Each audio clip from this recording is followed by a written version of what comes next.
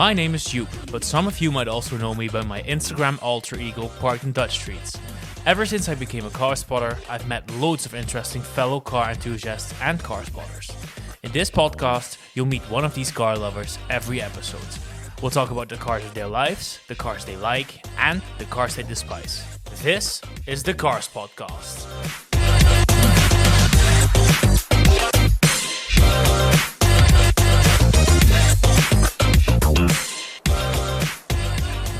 Welcome to the first episode of the Carspotcast, the podcast where I, Joep, also known as Bart in Dutch Streets on Instagram, invite car spotters and other car enthusiasts for you all to get to know them. This is the first episode, finally, after, weeks, months of preparation. I decided to start this podcast because I get the energy from talking to people behind cars, meeting people behind cars. Ever since I've been running Parked in Dutch Streets, which is 2019, I think, since 2019, I've met so many nice people, and I think it would be so nice to just give them a platform and have chats with them and just hear two friends or more people even talk about cars and share their passion. That's what we're gonna do. It's gonna be in English, as you heard, which is not my native tongue, but it does facilitate the podcast to a broader audience and also to a broader amount of guests. There's gonna be some hiccups probably. Please forgive me for that. We'll just have a good time probably. Okay, let's go to today's guest. Today's guest is one of my closest friendships that I grew in the car community. It is a guy who is known for his very preferred taste for fine Swedish automobiles, but he has also just bought his first non-Swedish car. He is known for owning a beautiful Volvo XC90 called Teddy. Welcome to my friend Bart. Bart, welcome on the podcast. Thank you very much, Joep. I'm very pleased to be here. Do you feel honored to be the first guest? I feel really honored to be here, Joep, really. Well, it couldn't be anyone else but you, honestly. Thanks. Of course, I already know you quite well, but could you introduce yourself to the followers, to the listeners? Who are you? What do you do for a living? Where do you live? How did we met? Maybe that's also interesting. Just introduce yourself. Okay, for the people who don't know me, my name is Bart. I'm 34 years old. I live in Leiden. Leiderdorp, I have to say. I always forget that. I recently moved. You live in the ghetto. I live in the ghetto, exactly my point. For a living, I work at Boskalis. I'm a document controller. And recently I joined the project planner team. So I'm going to do a little promotion on that part. So that's how I earned my XC90 and also my other non-Swedish car. That's from my side. How do we met? Yeah. I was thinking about that. Yeah, I thought about it earlier this week too. I think at some point you started following me. Probably, yeah. And before I owned my current car, I owned a white Volvo V40, and I think that's what drew you in. Exactly, and I think I remember exactly when I started talking to you. Yeah, I just bought the Saab, I think. I think you just informed everyone via story that you were going to sell the Volvo. So that got me triggered and angry, probably. Why did you sell the Volvo? or what was coming? That's more the interesting question. Yeah, but then I told you I bought a Saab convertible, and that is also in your range of taste. Exactly, so I was really thrilled to hear that. Sad to see that Volvo go, but... And I think that was what has got us starting talking to each other. Yeah, true. Maybe you can tell the people how can they find you online? What do you do? How do you express your passion for cars? Well, I express my passion also via Instagram, via Teddy the XC90. It's Teddy, also lowercase d, lowercase XC90. Exactly. Thank you. We want to give you some extra followers. Thank you. No, but that's actually a name you came up with, Joep, to be honest. I was looking. I always give my cars a name, and I was looking for one, and I think you came directly with that. True. Yeah, I also named your non-Swedish. Also a non-Swedish car. I think you named all my cars by now. Yeah. No, I didn't name the V60. No, that's true. True. I like the Mr. Blue Sky part. Yeah. The ironclad part was tacky. Yeah, it was a bit tacky, and it was a bit... I regret that, to be honest. And I even, for the listeners, I put it on my license plate holder. Yeah. And that's what I regretted most, because everyone was talking... What does ironclad mean and stuff like that? And it was a mistake. It read like a newspaper. Yeah, exactly, yeah. But I remember why I thought of Teddy. I thought the XC90, it's a big car, but it's also kind of sweet. It's not. Yeah, and It's for the not like an Audi Q7 or an X5. Exactly, but know? also for the people who don't know, the color of my XC90 is brown, grey brown, Teddy bear. which makes it look a bit like a teddy bear. Yep. And that's It's likable. It's a likable. it's car. likable, it's friendly, it's comfy, and it's Teddy Teddy. X90. It fits. So good. That's steady. So good. So, and how do I press that?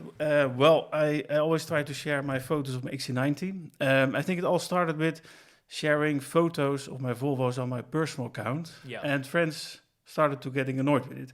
The non-car friends, I have to say. And I they were think like, this happened to everyone who think to owns a car everyone. account. Yeah. and well, when I was looking on Instagram, I noticed that everyone almost had an account for their cars.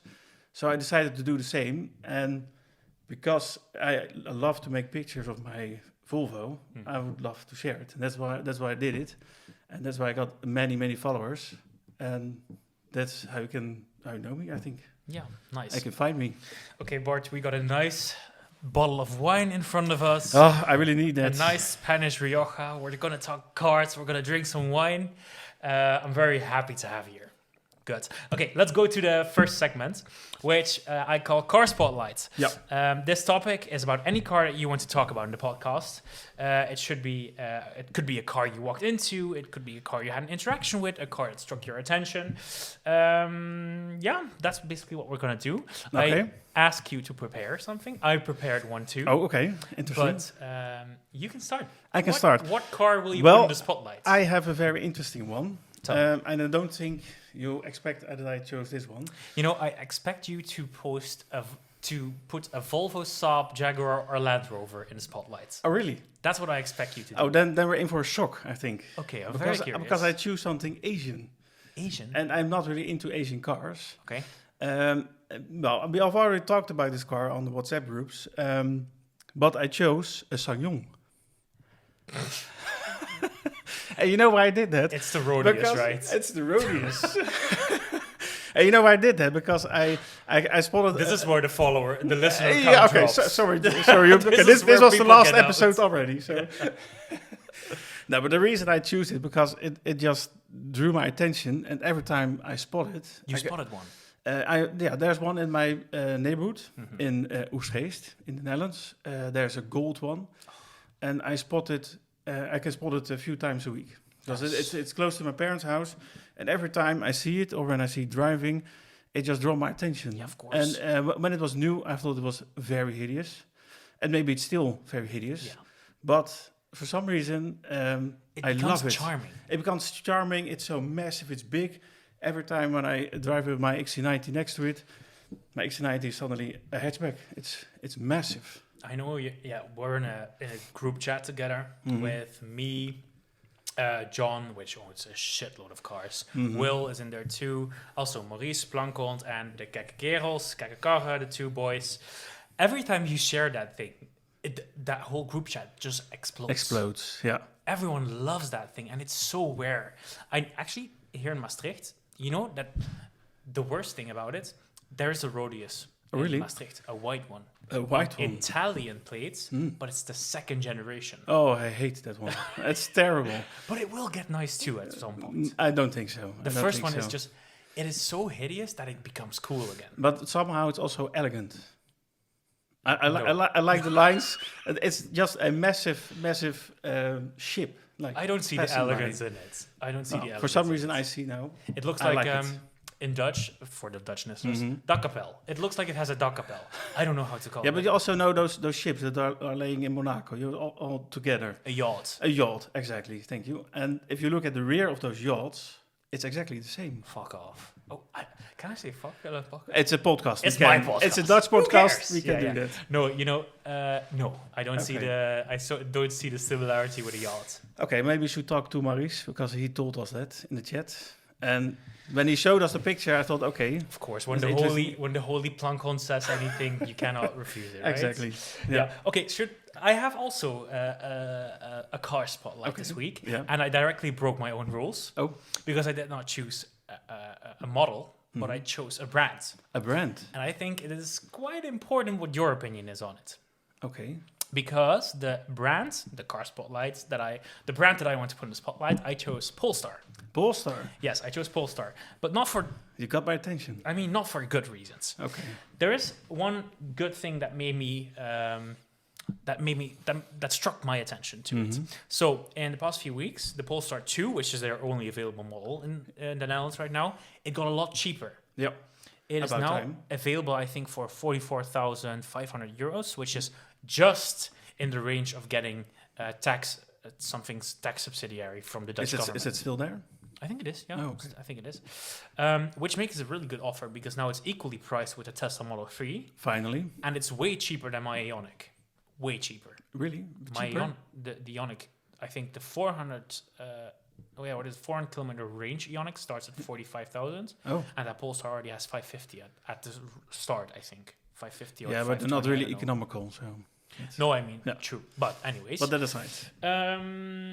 so that made me look into Polestar, Mhm. and that made me not find really great things because Polestar, there's been some headlines that Polestar is also cutting in personnel. And it has basically two main reasons, and they're called Polestar 4 and Polestar 5. Or is it Polestar 3 and Polestar 4? I don't know. How are those new models called? Well, 4 and 5, right? Yeah, but the 3 is coming out. They're gonna start building the 3 already. Yeah, great. That's the SUV version. Oh yeah, so that's the 3 and yeah, 4. yeah. They There's no logic in the naming of the No. Polestars. Not but at they all. announced those cars a year ago. Yeah, They released them but a year I ago. recently read on the news that the Polestar 3 is Exactly. now in production. At But last that's what Tuesday. that's what they launched in the news, and I think Yeah. because all the bad publicity they Yeah. have now, Yeah. I think they put it on purpose on the news. So I don't believe it yet, but let's be hopeful. What we heard is that the Polestar 3, they delayed the production because they couldn't. First, they hadn't developed the lunar thingy, the Yeah. radar thing. Yeah, the taxi thingy on the, on the exactly. roof. Yeah. And they also couldn't get the parts for that, so that made the Like in release. like in the chips or in the I think everything. so, yeah, something Okay, like that. yeah. I'm not technical. No, I know. So they basically postponed the release of that car, which made for the last year, whilst there were two cars announced, the only car that they were having was the Polestar 2, which is in Exactly. essence a 4-year-old car. Yeah, it's old now. It's getting old. It's Yeah. nice, but Well, it's they kinda updated old. technically a lot with the rear-wheel drive Yeah. and True. the range that is finally normal, because the range was okay, but it was very uneconomical. Yeah, and now they have a big range. And now I have a big range, a normal range. But then I also read this week that Volvo had quite a big share of Polestar. Correct. 48%. So it was its main subsidiary, which Yeah. means, of course, Polestar was always the more sporty Volvo, right? Of course, yeah. They basically declined that share. They made it. The share became lesser. Yeah. They now do not own 48% of Polestar anymore, but they own 18%, which makes that the main subsidiary of Polestar now is Geely. Exactly. And they will probably move away a bit from Volvo technology, I think. You think? I think so. Why else would they do it? All the Volvo, the Zeekers, the Lincoln Co's are all quite linked to each other, I think. Yeah, true. But why would they do this? Because they also said, okay, we're going to tone our share down from 48 to 18%. But then there's also a headline, which obviously stated that Volvo is not anymore investing in Polestar, nor now Geely is more taking the lead in investments in Polestar. So I'm not sure what they're trying to do with Polestar. Well, me neither. But I think Geely just want to have full control of everything. Yeah. I think Volvo had a lot to say for Polestar. And I think Geely wants to gain control on that part. I hope, at least. But I hope that is. I do think that Polestar gained a lot from the great brand image that Volvo had. Exactly. So I'm quite unsure what they're gonna do there. Today in the news, it was that Fisker is also in quite some liquidity problems. Yeah, that too. Releasing a new electric car brand. It seems to be more of a struggle than people essentially thought. So I hope Polestar. But Tesla is working, so it is possible. Maybe because Tesla is working, the rest is not. Maybe that is, Yeah. But I think Polestar is backed by big brands, of course, by a big corporation, Geely. but I'm still quite wondering what they're going to do. I'm not sure where Polestar is heading. I'm a bit scared of it. I'm a big fan of the Polestar brand. Yeah, me too. It doesn't come to a shock as a Volvo lover. But I always loved the brand, always loved the sporty Polestar Volvos. And I would be very sad if it would end up being dead or disappear or whatever. Yeah, we'll see. That's the spotlight for today. Okay, nice. SsangYong Rodius. I did not expect that. I wanted to have something that wasn't really from my part. Was everyone is expecting me to send You Volvos. wanted to surprise me. I wanted to surprise you on this podcast with that car. And also because I really like it. I was a bit surprised that I liked it that much. Every time I see it, it just gets my attention even more when another XC90 is driving by. It's the car underdog. I think that is, yeah. I think that's what makes it interesting for us. For us, kind of. You hang out with Carsporters a lot. You're also an intern for my page. I'm an intern, yeah. Maybe very good to add. You give me the nice spots every once in a while around Leiden. So, I mean... It's been a while, but I have some nice spots, I think. Or you forget to post my Citroen CX, I think. Or ZX, it was a ZX. Good, on to the next segment. no, but I mean, it's an underdog, right? So it is, I think that's what I like. And I started to like, and I really like to share it with the group chats we have with all the car spotters. And there's more than Volvo, so I like more things than that. Good. Yeah. Speak it out. Mm-hmm. Speak your truth. Because people think I'm always at Volvo crazy. Yeah. Good to speak it out. Yeah. Okay, Bart. We're going to talk about the cars of your life, our next segment. Yeah. In this topic, the audience meets the cars of your life. The cars that have played a vital part in your life and the cars that made you to the car person that you are right now. Exactly. First question. Your parents' car. What was the most memorable car you grew up with and the car that sort of sparked that car enthusiasm? Well, with a lot of car enthusiasts, their parents drive always very fancy cars. That's what I think, at least. But when I look at my parents, I'm really sorry if they're listening now, but my parents had very boring cars. Because I grew up in Opel Kadets and Opel Astras. Oh, Jesus. Yeah, exactly. And so it's still a surprise that I ended up the guy who I am now. Yeah. And the car lover from Volvo. Where did that come from? Exactly, that's my next point. Oh, okay. We're coming to that. The best friend of my dad, that one always drove new Volvos. So I grew up as well because they always joined us at vacations and weekends away and trips and stuff. So I grew up in the V40s. Two of them. The one that were born. Born, yeah, close by here. Yeah. And so that, I think, got my love for the Volvo, because I think I already knew from a very young age that Opels were very boring. Not all, but at least the Cadets and the Astras, in my opinion. They were everywhere. They're everywhere, and well, my dad always bought them new, so there's nothing special about them. Mm-hmm. But every time we went on a trip with my dad's friend, I always wanted to sit in the Volvos. And I think from that point, starting on, my love for Volvos started to grow, and is still here today with me. So that basically is it, I think. Okay, so not your parents' car, but there was that. Yeah. Did I tell you, when I was little, we always drove Fords at home. I'm a very Ford-minded you're a Ford person. guy. Okay, I haven't noticed. Yeah. I want to use that word, but that I do not want to. I want this to be a classy podcast. Okay, sorry. Yeah, okay.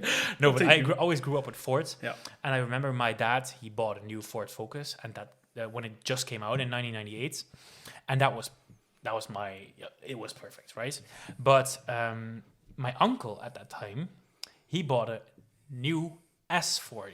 An S40? Silver. So which the first generation or the second? You're younger than me. The first generation. Yeah, the first generation. Oh, it's S40, right? That is. Yeah. Sorry. Yeah. So I think it was a facelift.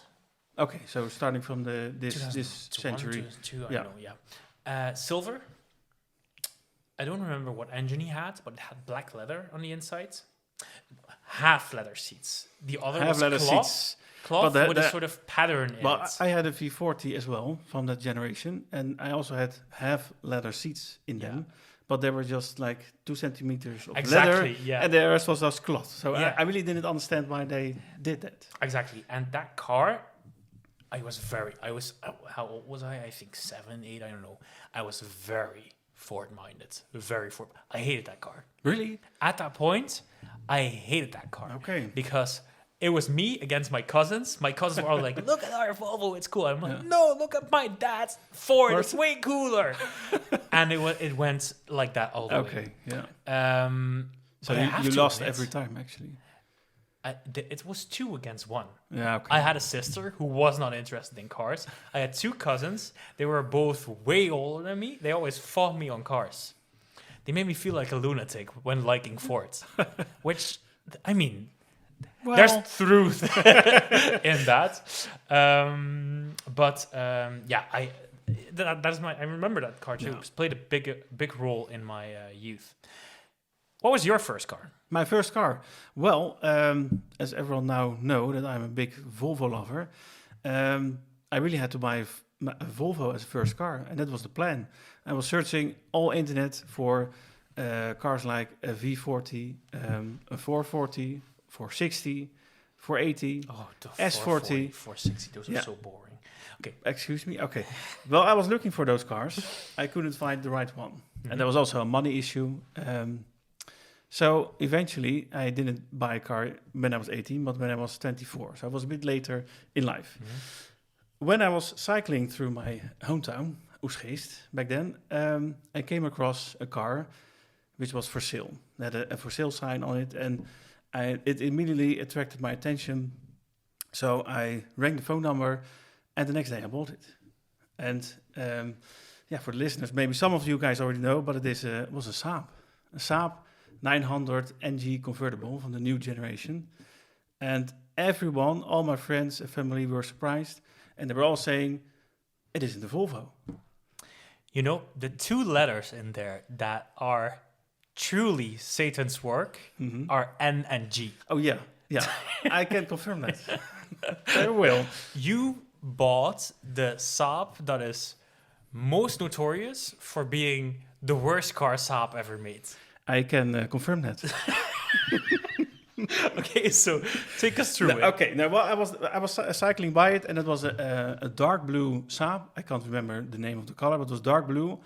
It had a dark blue fabric roof, which is very classy, very Saab, nice. And I loved it. It also had a leather interior.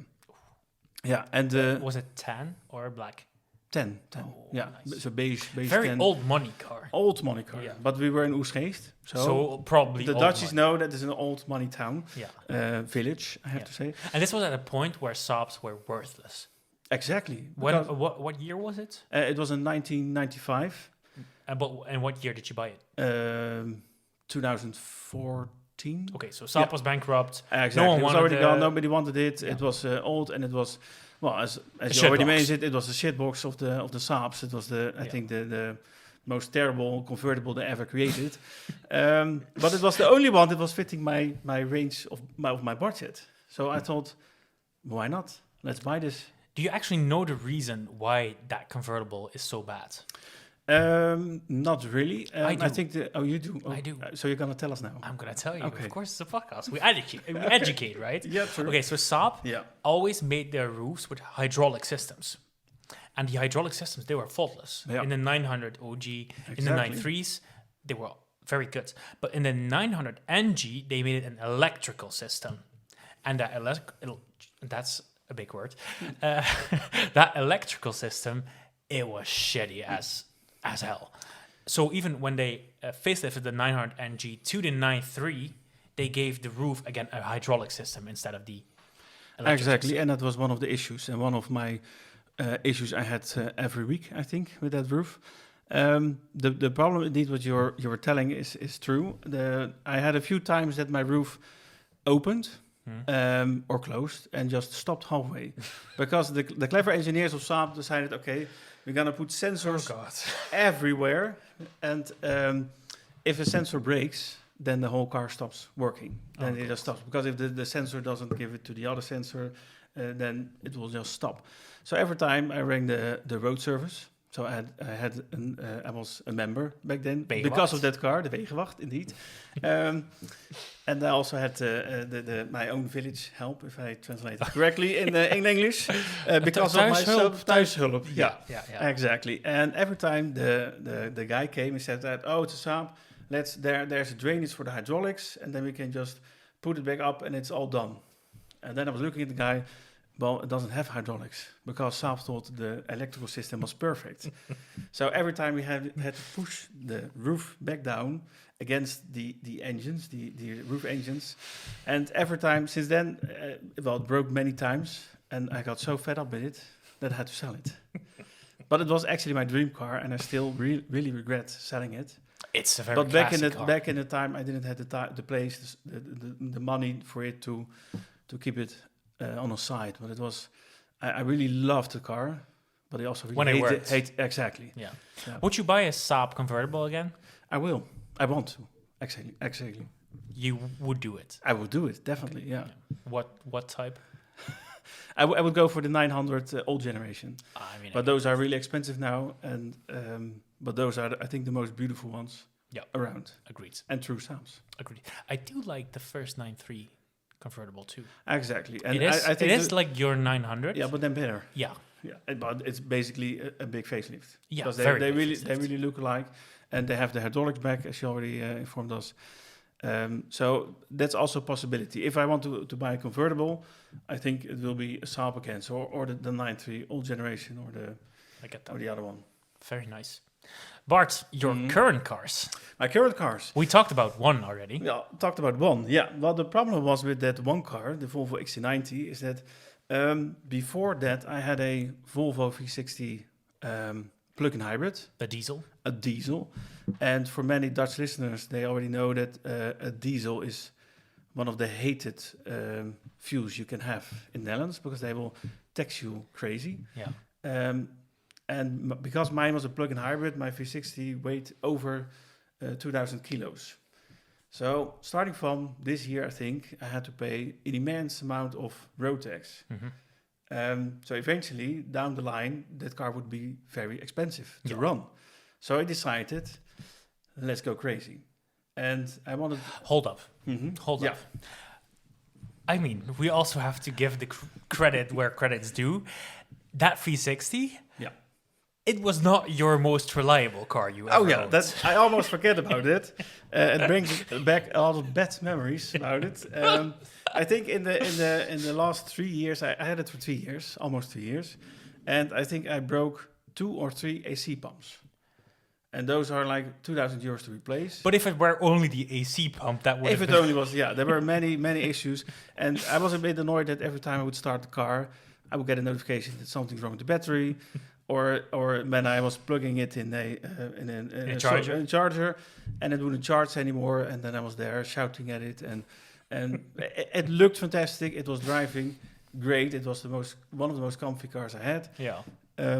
But it had to go because I was scared of it, because it was already over the 200,000 kilometers, and the D5 engine, the diesel engine, was perfect. It was smooth as possible. 2.4, 5-cylinder. 230 horsepower, so it was the big diesel. But I was really afraid of all the electronic parts that would fail and break, and especially when the battery would die. That would cost you so much money. I didn't want to risk it. Yeah. So I had to sell it. And then I was thinking, okay, COVID had happened. I was not driving that much. That's what I thought, actually. I didn't calculate that properly, I think. So I thought, okay, I want something else. I want something for my dreams. And the XC90 came in my mind. And when I calculated the figures, I thought, okay, let's buy one with the LPG system in it. And if I had the LPG system in it, then down the line, it would be just expensive as the V60 would be. So I thought, okay, I would allow me to buy me an XC90 with the LPG system. Well, then the search began for that XC90, but there were no around. Well, there were XC90s with LPG, but they only high mileage and stuff. So I thought maybe it's better to buy an XC90, which is petrol, just a petrol, but is reliable. And let's start with that first, and then transfer it with an LPG system. So I came across this XC90, and it turned out to be one of the most reliable cars I've ever owned. Credit where credit's due. Exactly. This is probably one of the best buys I've ever heard from any of my car friends. Exactly. And it is spotless. Exactly. And I think what is the autometer at 250? No, 260 already. 260k? Yeah, nothing. Not a single thing. No, nothing. No. Your V60 would have been crying in a corner by now. Exactly. So I really on his 56th airco pump. something like that. Yeah. So I really started to like the XC90. Well, really like. I love it. Yeah. To the moon and back. It's a great car. It's a great car. So and I was driving more than I calculated before, and I starting to hate myself doing so many kilometers in that perfect XC90. And all your money was going to and gas. all money was going to gas and stuff. So, and I didn't want to turn it to an LPG car because, in my opinion, it was too good for it. And so I had to find a plan B. And the plan B was another car. And well, my budget it was a bit limited for this car. And then I started searching for a car in my price range. And the only cars that are reliable that I could find were like a Toyota Yaris. I want to say to the listeners, keep in mind the word reliable. So I thought, okay, well, the Toyota Yaris is a reliable car. I hate that car. I really hate that car, and I would not want to drive it. And so the search continued, and I was actually looking at VW Polos. But my friend sitting next to me now is looking very angry at me because he really didn't like those Polos. I like them. They're very boring, but I thought they would be reliable.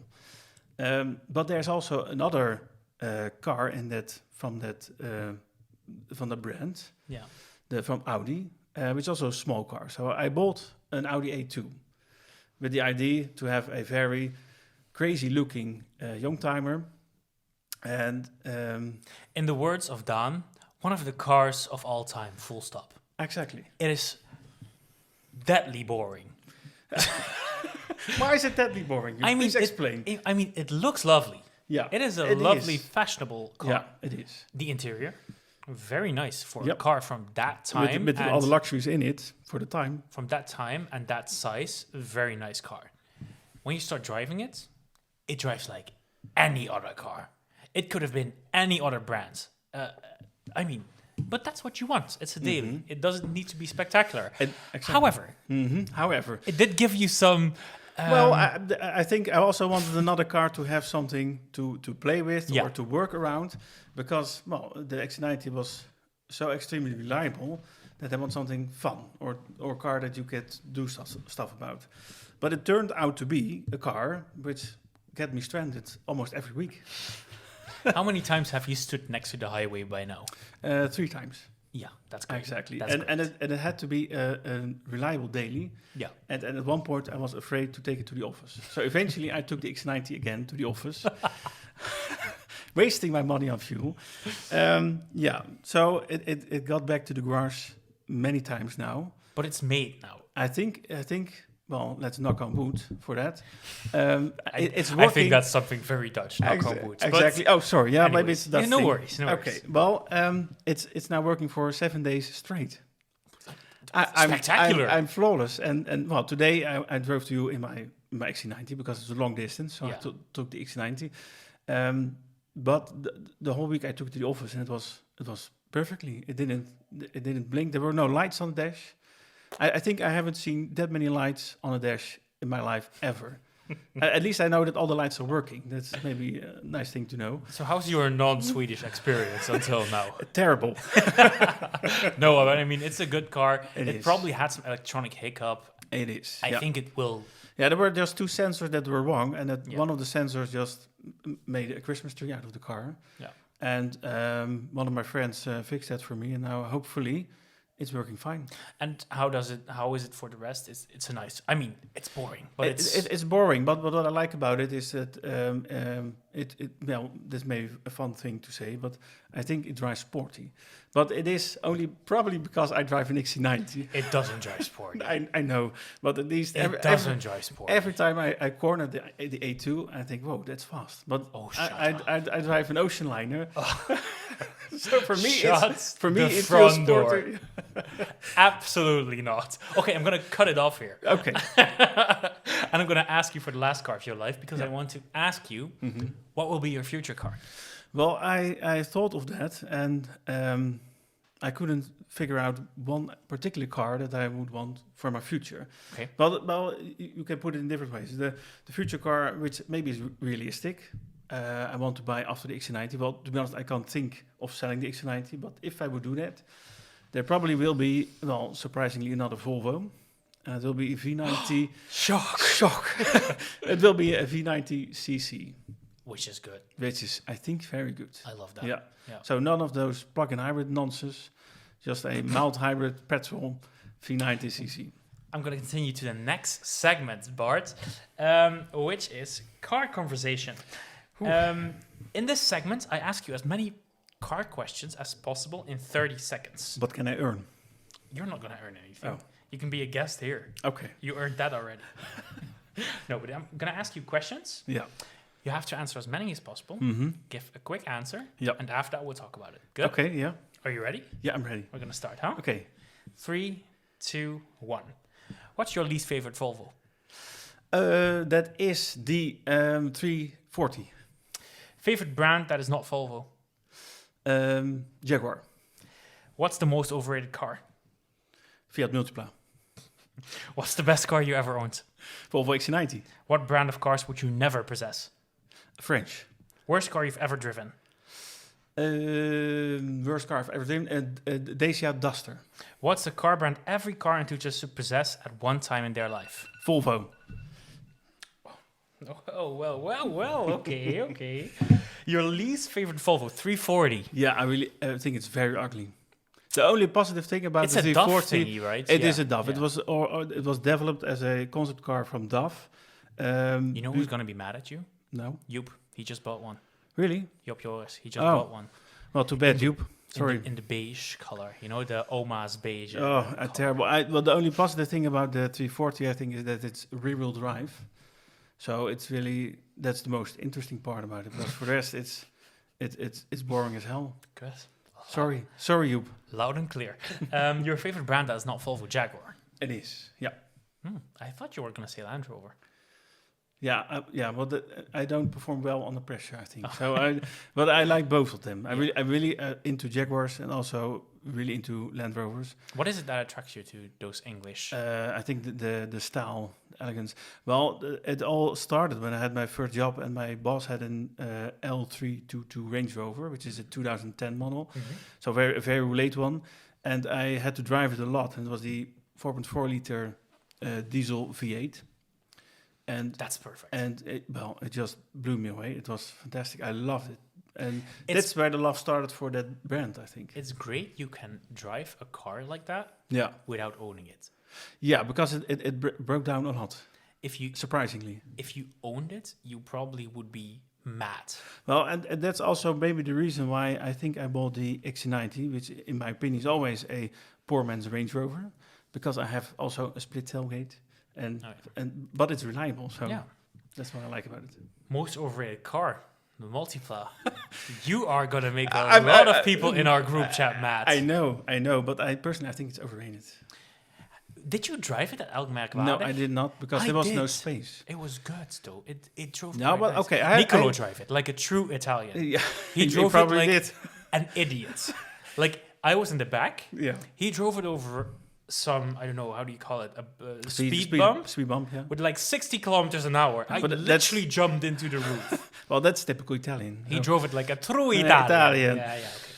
No, but I think it's really reliable, and I think it's underneath a very good car. But I think so. That's what I hear. So I don't know. I'm not sure. But I mean, the concept, it charms me. No, but I think it's overrated because everyone started to liking it. Yeah. And then I think, okay, I'm not liking it anymore. Though I do like a car that's parked on different. Well, I drive an XC90, well, it's everywhere here, so. Yeah, okay. The best car you ever owned, we're not going to talk anymore about. That's loud and clear. What brand of cars would you never, ever possess? French. Yeah, well, never. Maybe that's not true, because I was looking for Renaults. You like Renaults, yeah. I started to like Renaults again. What of the three do you hate the most? Peugeot. if you be on the Dutch roads, you will notice that those 3008s, 5008s are everywhere, and they're just like the Audi drivers, but then with bad taste. Yeah. Yeah. Yeah, I mean, right? I think They're everywhere, and they're driving like crazy. But is it? But I mean, we have to be clear. It's modern Peugeot. Modern Peugeot, really. Right. Yeah, Peugeot in the 20th century was nice. Exactly. I think all French cars starting from this century, in my opinion, are terrible. Except a few. Few exceptions. A few exceptions, like the Grand Espace, which I'm really big fan of. C6. The Avantime. C6. C6. Velsatis. And cars like that, those are the exceptional ones, which I really love. But the rest are just trash. Do you want to hear a guilty pleasure of mine? Yeah, please do. I like the most recent Renault Koleos. I love it. Well, the design language of the Renaults are very The one that looks like nice. the Talisman. That is... The Talisman? There's the Koleos that looks Yeah. like a Talisman. Oh, but it's an SUV, right? Yeah. It has the same... Oh, the same design Yeah. language. Yeah. Okay, like that. I love that one. It looks so classy. Yeah, I really loved. That's why I really love the Renaults, and even was looking for the second car as a Renault Zoe electrical car, That's nice. but it was out of my budget. Otherwise, I probably would have gone for that one. What I also hate nowadays, I think nowadays I don't hate Peugeot the most. I hate Citroën the most. Yeah, maybe that's right. You're right on that. I think there... Well, the- you love the I love C5X. I think the C5X, it's a step in the right direction. Just like the new C3 that's going to come. I think that one's nice too. But for the rest, all those air-crossed things. It is terrible. It is terrible. It is a shame what that brand has become. Yeah, it's a shame. It's truly a Because shame. I think those old Citroens are one of the most amazing cars ever Yes. made. And I think if the people who designed Citroens back in the days would come into a modern Citroen dealership, they would be in a shock, I think. True. I think Nissan has a more interesting lineup than Citroën now. I think... What do they sell then? I don't know. I think Suzuki has a more interesting Suzuki crossed lineup than Citroën. I think Citroën has the worst lineup of cars Exactly. that is now available. And I think except for the C5X. They're going in the right direction. But what I don't like is that they, for example, they created the DS brand.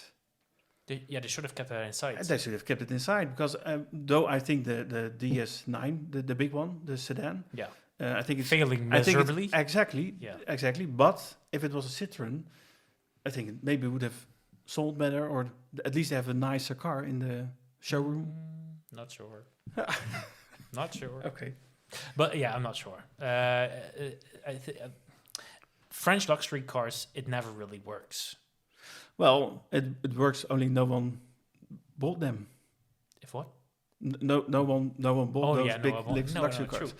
They cannot measure to the big German. I think one of the most underrated French luxury sedans. I think it's also one of my favorites is the Renault Safran, which was B-turbo. That's your B-turbo, favorite, right? and maybe an also funny thing is that there are also Volvo engines in that car available. 2.5, right? The 2.5 cylinder, correct? Yeah. Nice bridge, by the way. Mm-hmm. Why should everyone at least own a Volvo once in their life?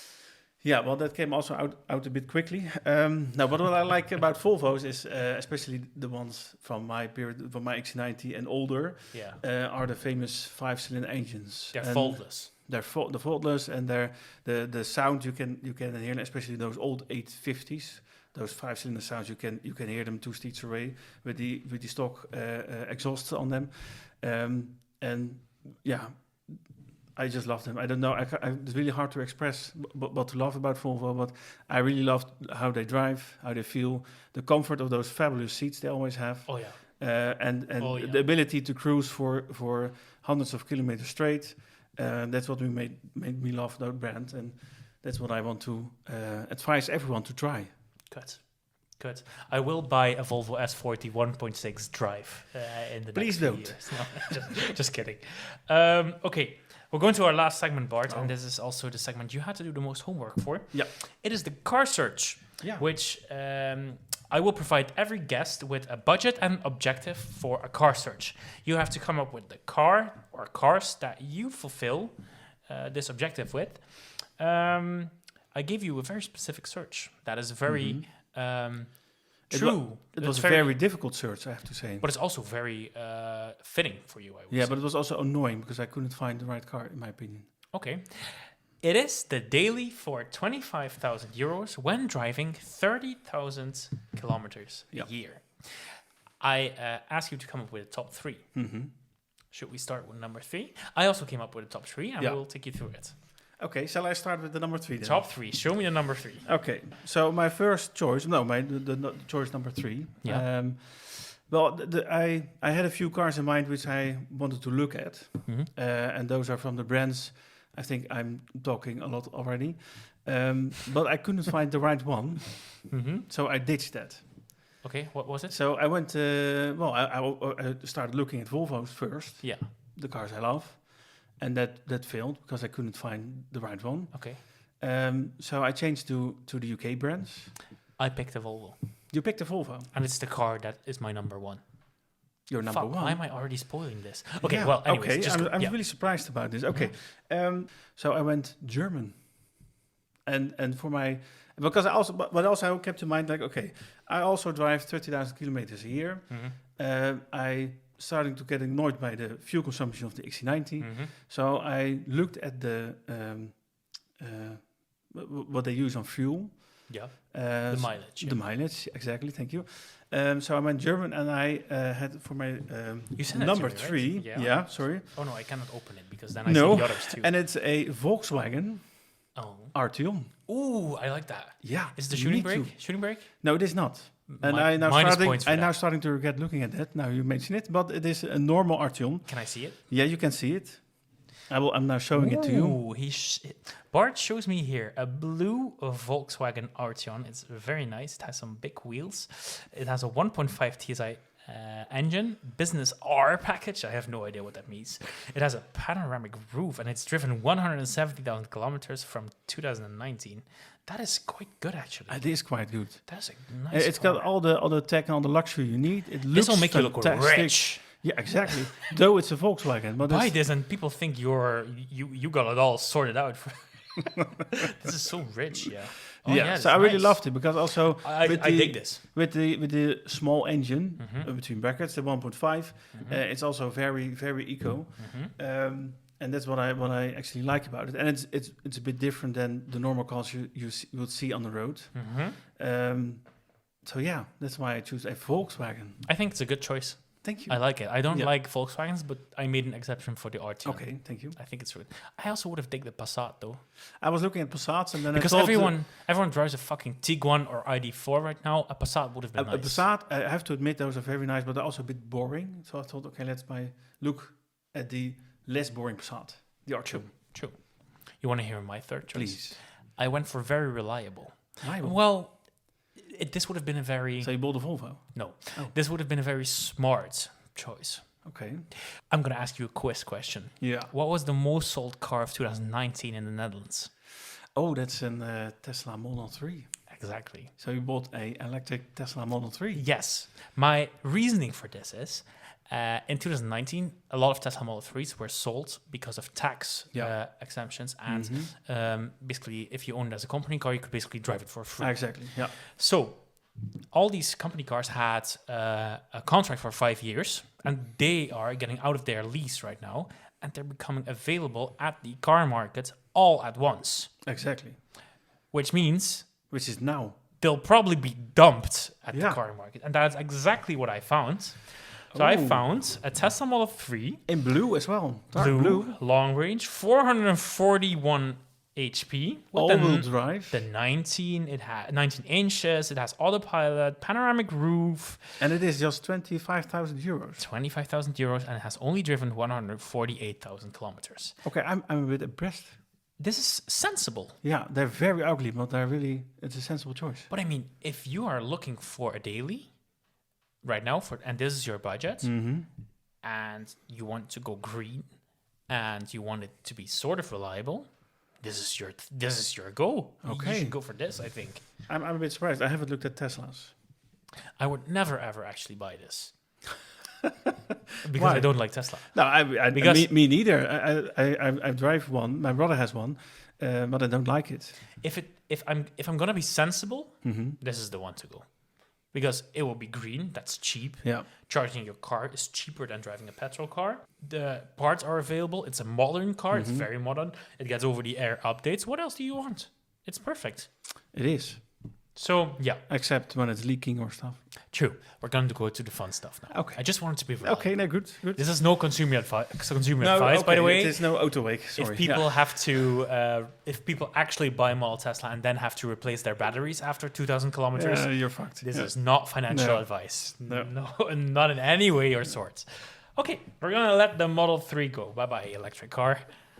Your number 2, My Bart. number 2, and I just realized something. Tell me. Before we started this, I said I didn't look at the UK brands, but I did. Oh, you're very short of memory. I know. I'm a second glass, I think, now, so maybe that has to do something with it.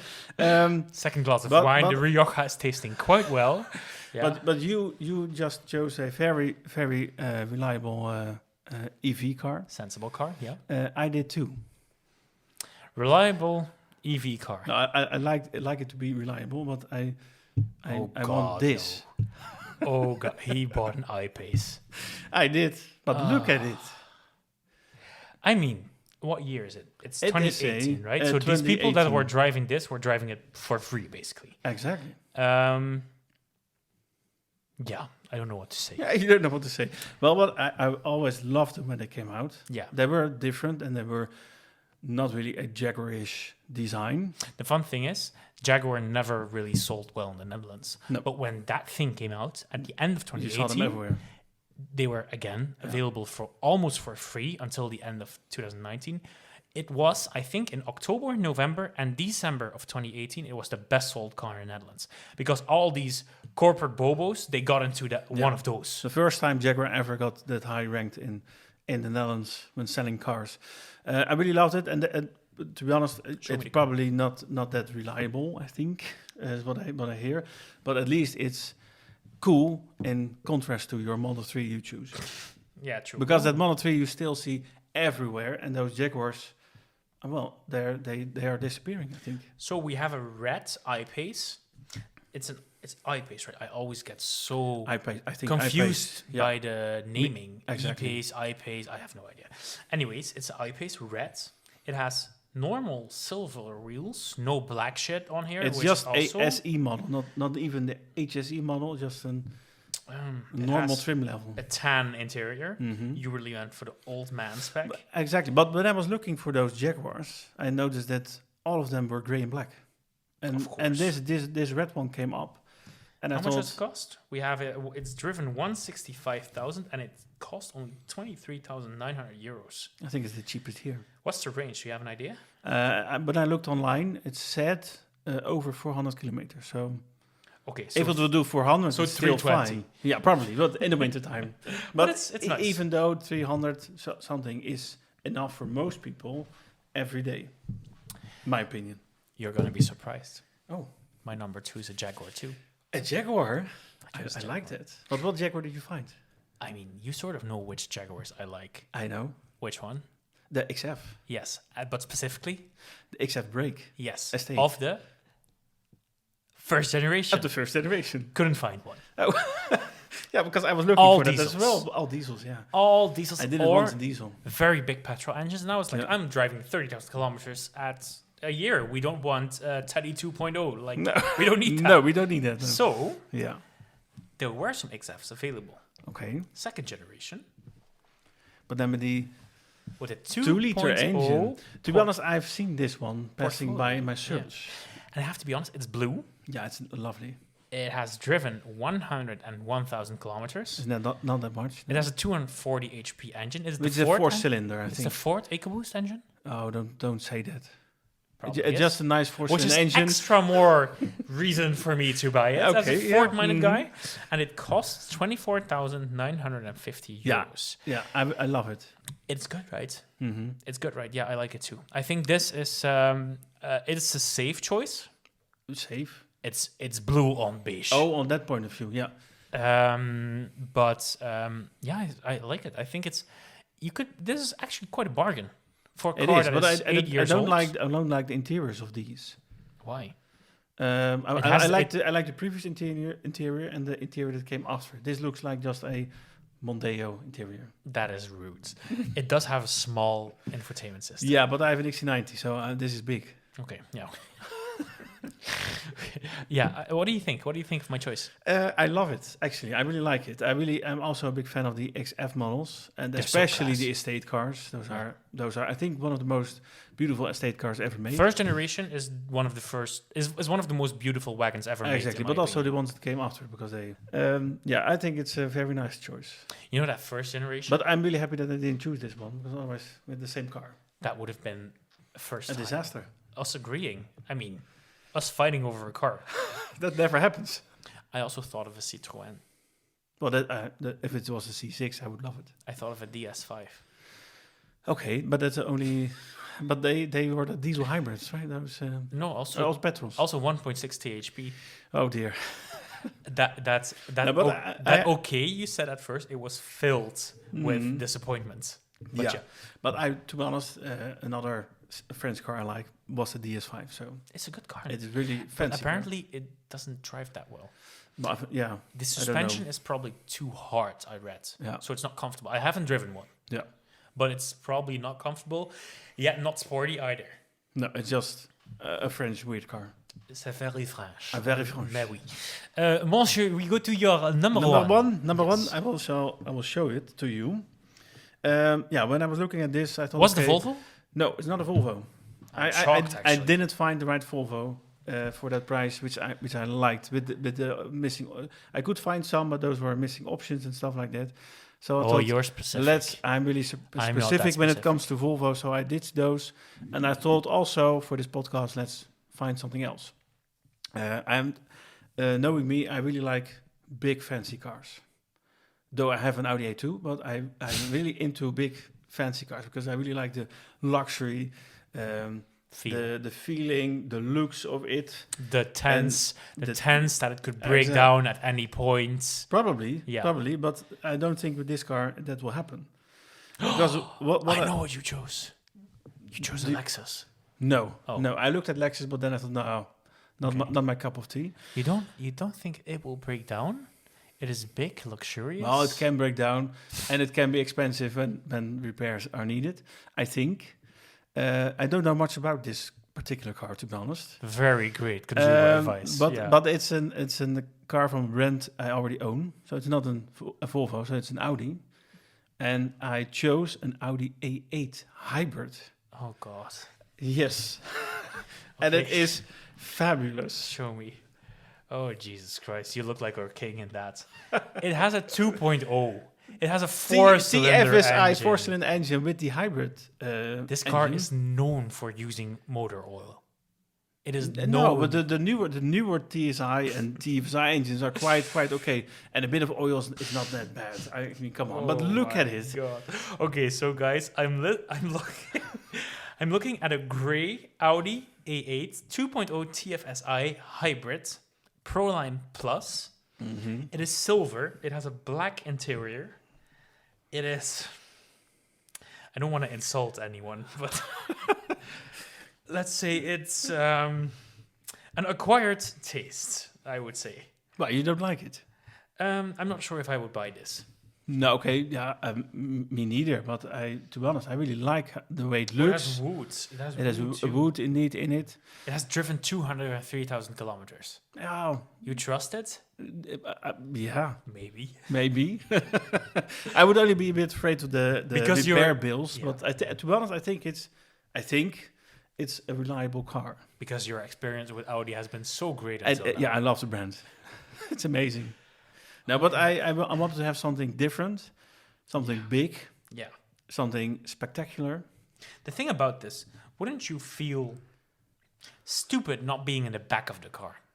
Not being driven around? My opinion always is that if it's not the L version, the extended version, then you could drive it yourself. It's a bit like with Bentley saying, in the Bentley you drive yourself, and in Rolls Royce you will be driven. And I think that also is for the Audi A8 the same, because it's not the shiny S-Class, it's not the ugly 7 Series, but it's the just big German saloon luxury sedan. this podcast episode you're gonna make a lot of enemies tonight. I know, but that's. But it does have quite a lot of options. It has a panoramic roof. It has matrix headlights, leather, 360 camera. All It's the fancy luxurious. stuff, and I want something different. And this is a car you don't see every day anymore on the road. Yeah, Maybe because they're so terrible. I don't know, but probably because they've been exported to Poland. yeah, probably, yeah, or Africa, or whatever.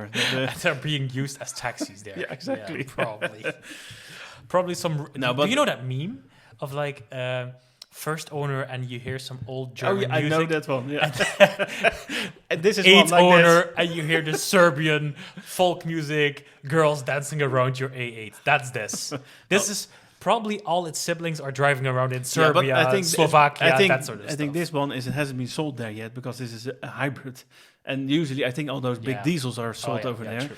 So that's why this one is still stuck here and nobody wants to buy it. So Good choice. maybe I put it on the spotlight here for someone else to think, oh, I'm looking for a fancy Audi 8. But I see myself driving it as well because I'm really into those big, fancy cars. Good choice. I thought at some point when you said Audi, I thought you would go for an A6 all-roads. I looked at those. Which is but nice. And yeah, you but for you would have price- had my blessing. Exactly, but for the price, I couldn't find the right one. We're already over an hour. Oh, we already are? So I didn't expect that, to be honest. we're going to go to my number Okay, one. yeah. And I just Please know go I'm on. going to make you happy. Okay. What do you think it is? Well, I think it's a Volvo because you already mentioned it at the beginning. But I'm not really sure what kind of Volvo it is. Do you want me to guess? Or? Remember when I had that A4 rental car? Yeah. What did I say to you? You felt like a fuckboy? Yeah, true. But what did I say about it being a station wagon? Well, you loved having a station wagon. I miss I having think a station station wagon is one of the best. I think my Ioniq Cars. 6 is lovely, but I miss having a station wagon. I can imagine that. So I think you're going to show me. Oh, I would love it. I went for a Volvo V90 2.0 T4. It is very bright and blue. It's an R design, and it has the special R design blue color on it. It has it's an R design. If my Ioniq 6 were to go tomorrow and I had to buy a car at the point, It would be this. yeah, it would be a V90. I maybe would not support specifically that this one. fully. But the V90 is a car that has... To me, I think we just spoke about the Jaguar XF Estate. To me, the Jaguar XF Estate car and this V90 next to each other, I think are one of the most beautiful estate cars ever made in the modern period. I wouldn't say beautiful, maybe. It is a nice car. It's a good-looking car. I think it has road presence. Oh, yeah, it is. When one drives towards you, it looks very broad. Yeah. The lights But of the I car... think that, for example, my V60 already also had that. The lights of the V90 are in the corner of the car. It has road presence. It It is. drives towards Especially when it's an R design like that. Yes, black interior with a nice R design lining. Automatic, which is perfect. It has driven quite a bit. Oh, it is. 205,000 Yeah. kilometers, but it costs 24,500 euros.